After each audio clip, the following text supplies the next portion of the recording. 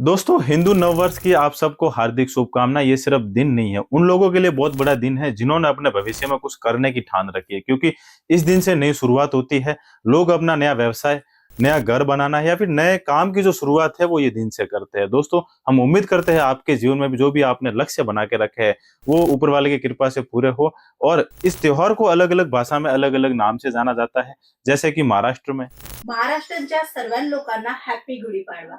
हा दिवस म्हणजे नवीन वर्षाचा दिवस. या दिवशी प्रत्येक कार्य सफल होतात.